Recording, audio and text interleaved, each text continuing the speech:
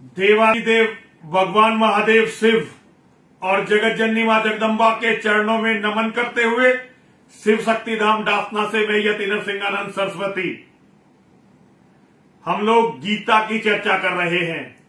मैं आप सभी का बहुत ऋणी हूं जिनके कारण मुझे गीता के वाचन का और गीता पर चिंतन का अवसर मिला है।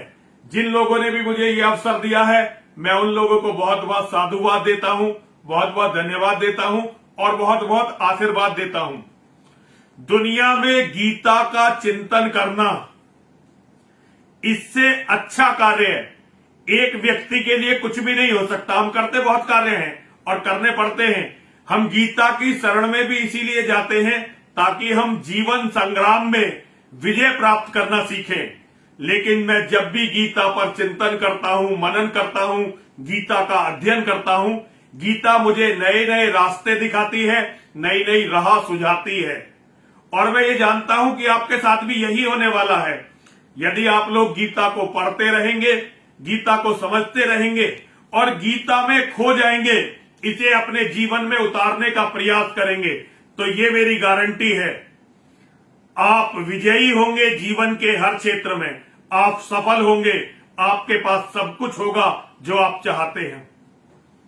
कल हम चर्चा कर रहे थे गीता के पहले श्लोक की, जहां धृतराष्ट्र पूछते हैं संजय से कि संजय ये बताओ कि युद्ध की इच्छा से कुरुक्षेत्र जो धर्म क्षेत्र है उसमें मेरे और पांडवों के पुत्रों ने आकर क्या किया। तो अब संजय कहते हैं, संजय उवाच, ये फर्स्ट चैप्टर का सेकंड श्लोक है, अध्याय 1 अध्याय 1 और श्लोक नंबर 2। संजय उवाच दृष्ट्वा तू पांडवानीकम व्यूधम दुर्योधनस्तदा आचार्यमुपसंगम्य राजा वचनम ब्रवीत। दृष्टवा, मेरे साथ दोहराइए, एक एक करके शब्द दोहराते हैं। दृष्टवा तू पांडवानीकम व्यूढ़म दुर्योधनस्तदा, और अगली लाइन है आचार्यम उपसंगम्य, और जब इसे मिला देते हैं तो मिलाकर ये बनता है आचार्यमुपसंगम्य राजा वचनम ब्रवीत। वचनम ब्रवीत दृष्टवा तू पांडवानीकम व्यूढ़म दुर्योधनस्तदा आचार्यमुपसंगम्य राजा वचनम ब्रवीत। Sanjay said, O king, O my king, after looking over the army arrangement in military formation by the sons of Pandu,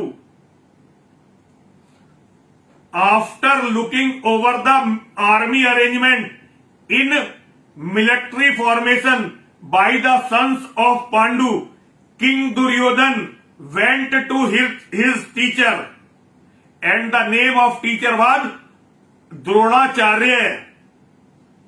Dronacharya was the teacher of Pandavas and Kauravas. Duryodhan went to him and spoke the following words. Sanjay कहते हैं, हे राजन, उस समय राजा दुर्योधन ने view रचना युक्त पांडवों की सेना को देखकर अपने गुरु द्रोणाचार्य जी के पास जाकर यह वचन कहे।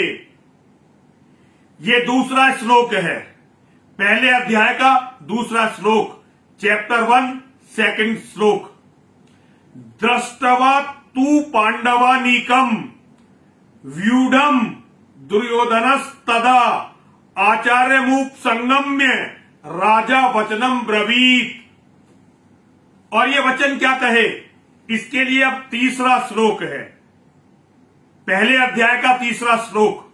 पश्यताम पांडुपुत्राणाम आचार्य महतीम चमूम व्यूढ़ाम द्रुपद पुत्रेण तव शिष्येण धीमता। जरा समझने का प्रयास कीजिए। आपके सामने यदि गीता रखी है तो जरा शब्दों को मिलाइए। पश्यताम पांडु पुत्राणामाचार्य महतीम चमूम व्यूढ़ाम द्रुपद पुत्रेण तव शिष्येण धीमता।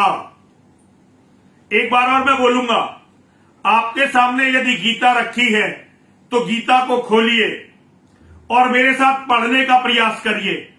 पश्यताम पांडु पुत्राणामाचार्य महतीम चमूम। दूसरी लाइन है व्यूढ़ाम द्रुपद पुत्रेण तव शिष्येण धीमता। ओ my teacher, O my Guru, behold the great army of the sons of Pandu, so expertly arranged by your intelligent disciple, the son of Drupad. Son of Drupad means the brother of Draupadi. His name is Drashtadhumna. और Dhrishtadyumna was the general of Pandavas army. ये धृष्टद्युम्न जो है द्रौपदी का भाई है और ये पांडवों की सेना का सेनापति नियुक्त किया गया है। दुर्योधन कहता है अपने गुरु द्रोणाचार्य जी के पास जाकर, हे आचार्य, आपके बुद्धिमान शिष्य द्रुपद पुत्र धृष्टद्युम्न द्वारा व्यू बनाकर खड़ी की गई पांडवों की, पांडुपुत्र मतलब पांडवों की इस भारी सेना को देखिए। ये जो श्लोक है इसमें मैं आपको दुर्योधन की बुद्धिमता और दुर्योधन की दूरदृष्टि के बारे में बताना चाहता हूं। बहुत सारे लोग दुर्योधन के व्यक्तित्व से परिचित नहीं हैं। जिन लोगों ने महाभारत का बहुत गहन अध्ययन नहीं किया है वो लोग दुर्योधन के व्यक्तित्व से परिचित नहीं है। दुर्योधन एक बहुत ही बुद्धिमान, बहुत ही शक्तिशाली और कई हद तक एक दानी राजा है। वो दुर्योधन, इसका जब नाम था बचपन में रखा गया था, माता पिता ने इसका नाम सुयोधन रखा था। सुयोधन मतलब जो लड़ने में बहुत ही अच्छा और कुशल योद्धा हो। इसका भाई जो दुशासन है, सगा छोटा भाई इससे, उसका नाम दुशासन नहीं था, उसका नाम था सुशासन। लेकिन जैसे जैसे इनके कर्म खराब होते गए सुयोधन का नाम दुर्योधन हो गया और दुशासन जो नाम है ये सुशासन का नाम दुशासन पड़ गया। ये एक बहुत ही, दुर्योधन कोई मूर्ख नहीं है। दुर्योधन अच्छी तरह से जानता है कि किस तरह से दुर्योधन को अपना युद्ध लड़ना है।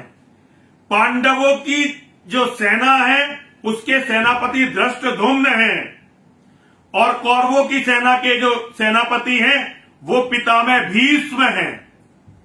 लेकिन पितामह भीष्म पहले ही कह चुके हैं कि मैं पांडवों को नहीं मारूंगा, मैं पांचों पांडवों को नहीं मारूंगा। ये पितामह भीष्म ने पहले ही कह दिया था। लेकिन दुर्योधन चाहता है कि पितामह भीष्म और आचार्य द्रोण यदि पांडवों को नहीं भी मारते हैं तो ज्यादा से ज्यादा नुकसान वो पांडवों की सेना का कर दे, ताकि सेना खत्म हो जाए तो पांडवों को दुर्योधन, कर्ण और दुर्योधन के भाई मिलकर मार ले। तो वो एक चीज जो आज आचार्य द्रोणाचार्य जी के दिमाग में, उनके मस्तिष्क में डालना चाहता है, वो उन्हें बता रहा है कि ये जो धृष्टद्युम्न है, ये जो आपका शिष्य है, देखिए किस तरह से इसने पांडवों की सेना का व्यूह बनाया है। जो लोग महाभारत पढ़ते हैं वो अच्छी तरह से जानते हैं धृष्टद्युम्न का जन्म ही आचार्य द्रोण की मृत्यु का कारण बनने के लिए हुआ है। ये जो पूरी कहानी है आज मैं आपको नहीं सुना पाऊंगा, ये कहानी मैं आपको कल सुनाऊंगा। कल की कथा में ये कहानी सुनाऊंगा सबसे पहले, उसके बाद श्लोक को लूंगा। आज दुर्योधन आचार्य द्रोण के मन में वो बात डालना चाहता है कि ये धृष्टद्युम्न जो आपकी हत्या करने के लिए उत्पन्न हुआ है, आपकी मृत्यु का कारण बनने के लिए उत्पन्न हुआ है, और इसे लड़ना भी आप ही ने सिखाया है। ये आपका बुद्धिमान शिष्य है। और आज इसने पांडवों की सेना को, और वो पांडवों की सेना को महान इसलिए कहता है, हालांकि पांडवों की सेना कौरवों की सेना के मुकाबले बहुत छोटी है, और वहां महारथी भी इतने बड़े नहीं हैं जितने बड़े बड़े महारथी दुर्योधन के पक्ष में हैं। लेकिन फिर भी वो आचार्य द्रोण को शत्रु के प्रति उनके मन में शत्रुता की अग्नि को प्रज्वलित करने के लिए वो इन शब्दों का प्रयोग कर रहा है।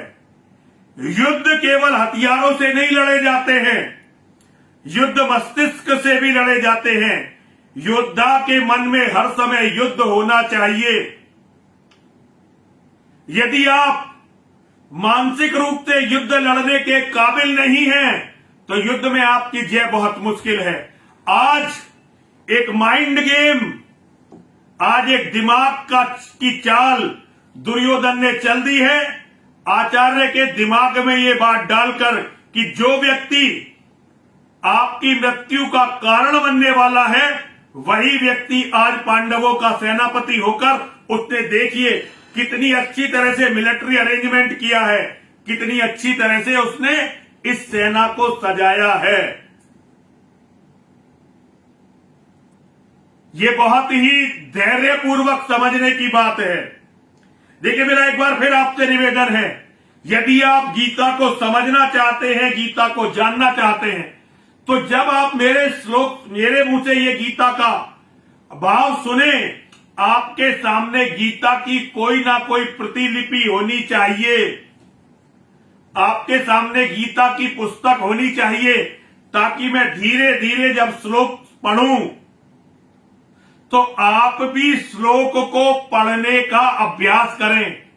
यदि आप इस तरह से श्लोक को पढ़ने का अभ्यास करेंगे तो बहुत जल्दी आप, या संस्कृत नहीं भी जानते हैं तो संस्कृत पढ़ने के योग्य हो जाएंगे और गीता को समझने लगेंगे।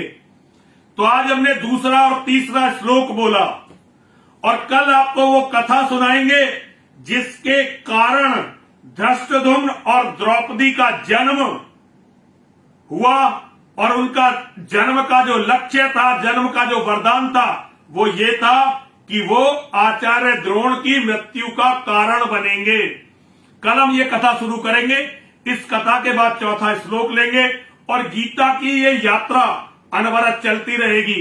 आप सभी से अनुरोध है, यदि आपको गीता क्लिष्ट भी लगती है, मेरी बात क्लिष्ट भी लगती है, आपकी समझ में नहीं आ रही है, तब भी आप जुड़े रहिए और समझते रहिए। धीरे धीरे सब कुछ आपको इसी तरह से क्लियर हो जाएगा, जैसे कोहरा हटने के बाद रास्ता मनुष्य को क्लियर हो जाता है, साफ साफ स्पष्ट दिखाई देने लगता है।